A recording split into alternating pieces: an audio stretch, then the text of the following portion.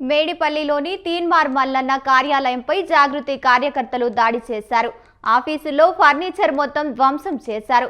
MLC కవితపై Mallanna చేసిన వ్యాఖ్యలకు నిరసనగా దాడి చేశారు. మల్లన్న గన్మెన్లు గాల్లోకి 5 రౌండ్లు కాల్పులు జరపడంతో వెనక్కి తగ్గారు.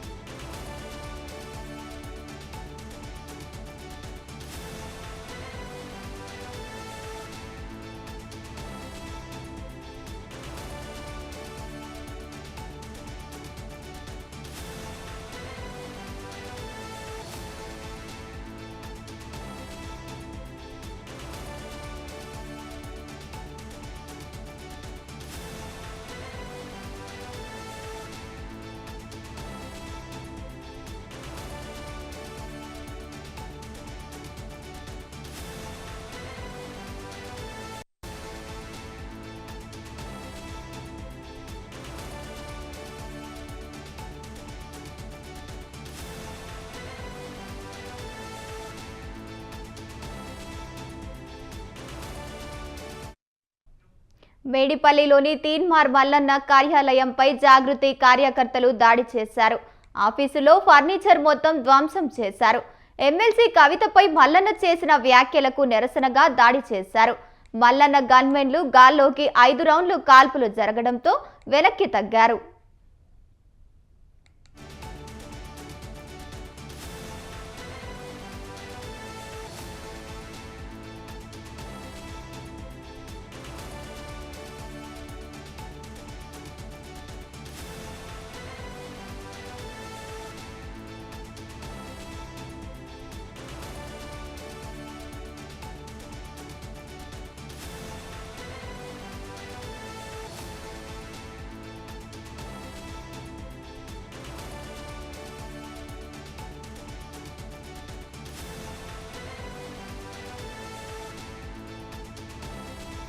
ఉప్పల్ పరిధి మేడిపల్లిలోని తీన్మార్ మల్లన్న కార్యాలయంపై పలువురు దాడి చేశారు.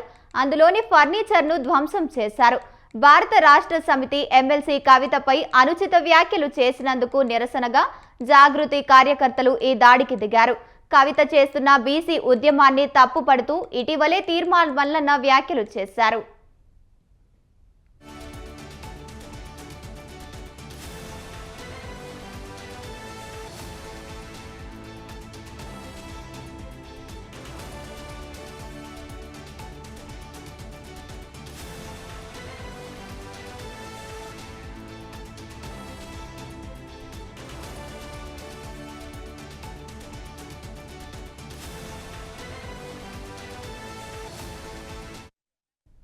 మేడిపల్లిలోని తీన్మార్ మల్లన్న కార్యాలయంపై జాగృతి కార్యకర్తలు దాడి చేశారు. ఆఫీసులో ఫర్నిచర్ మొత్తం ధ్వంసం చేశారు. రైట్, ఇదే అంశానికి సంబంధించి మరింత సమాచారాన్ని మా కరెస్పాండెంట్ సవిన్ ఫోన్ ఇన్ ద్వారా అందిస్తారు. సవిన్, చెప్పండి. ఎమ్మెల్సీగా ఉన్నటువంటి తీన్మార్ మల్లన్న క్యూనిస్ అనే ఛానల్ కూడా నడుపుతున్నారు.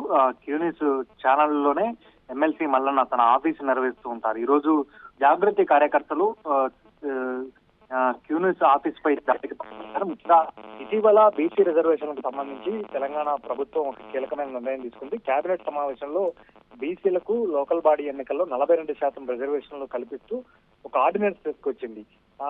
అంటే ముఖ్యంగా అసెంబ్లీ శాసన మండలిలో ఆమోదం పొందకుండా కేబినెట్ సమావేశమై ఆర్డినెన్స్ తీసుకొచ్చింది. బీసీలకు 42% రిజర్వేషన్లు కల్పిస్తున్నట్లు వచ్చే ఎన్నికల్లో 42% రిజర్వేషన్లు ఇచ్చి ఎన్నికలకు వెళ్తామంటూ కాంగ్రెస్ ప్రభుత్వం ప్రకటించింది. అయితే గతంలో జాగృతి తరపున ఎమ్మెల్సీ కల్వకుంట్ల కవిత ఈ బీసీల కోసం బీసీలకు 42% రిజర్వేషన్లు ఇవ్వాలంటూ అనేక రకాలుగా అన్ని జిల్లా కేంద్రాల్లో రౌండ్ టేబుల్ సమావేశాలు నిర్వహించడంతో పాటు మొత్తం రాష్ట్ర వ్యాప్తంగా బీసీల తరపున ఆమె ఫైట్ చేశారు. మరోవైపు జూలై 17వ తేదీన బీసీలకు లోకల్ బాడీ ఎన్నికల్లో 42% రిజర్వేషన్ల కోసం రైలు రోకో కూడా పిలుపునిచ్చారు. ఈ నేపథ్యంలోనే రాష్ట్ర ప్రభుత్వం తీసుకొచ్చిన ఈ ఆర్డినెన్స్ జాగృతి విజయంగా కవిత చెప్పుకుంటూ వస్తున్నారు. అందులో భాగంగానే కవిత నివాసంలో సంబరాలు చేసుకున్నారు. దీనిపై ఎమ్మెల్సీ తీన్మార్ మల్లన్న తన న్యూస్ ఛానల్లో కావచ్చు, తాను మార్నింగ్ షో చేస్తూ ఎమ్మెల్సీ కల్వకుంట్ల కవితపై కొంత అనుచితమైన వ్యాఖ్యలు చేశారు. ముఖ్యంగా బీసీలకు ఎమ్మెల్సీ కల్వకుంట్ల కవితకు ఏం సంబంధం అంటూ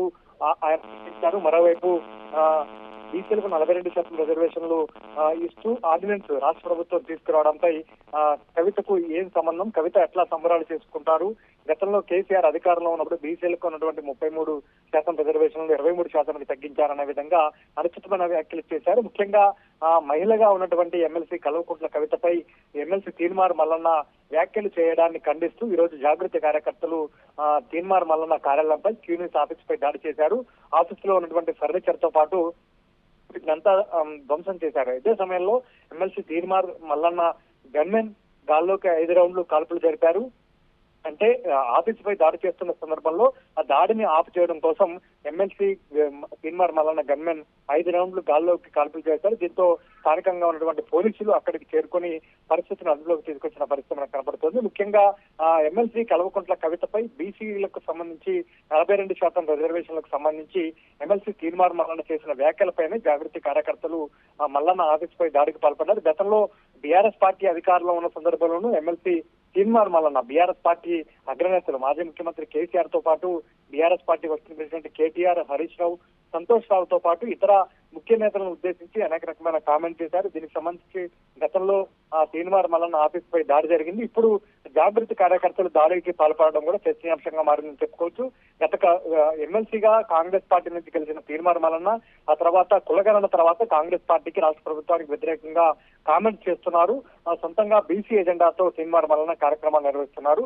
తాజాగా బీసీలకు 42% రిజర్వేషన్లపై రాష్ట్ర ప్రభుత్వం తీసుకొచ్చిన ఆర్డినెన్స్ పై మల్లన్న చేసిన కామెంట్సే జాగృతి కార్యకర్తలు ఆఫీస్ పై దాడికి పాల్పడడానికి ప్రధాన కారణంగా మనకు తెలుస్తోంది. పూర్తి స్థాయిలో పోలీసులు దర్యాప్తు ప్రారంభించిన తర్వాత ఈ దాడికి ఎవరెవరు పాల్పడ్డారు, అందులో ఎవరెవరు భాగస్వామ్యం అయ్యారనేది మాత్రం తెలాల్సి ఉంది. Right, thank you సవిన్.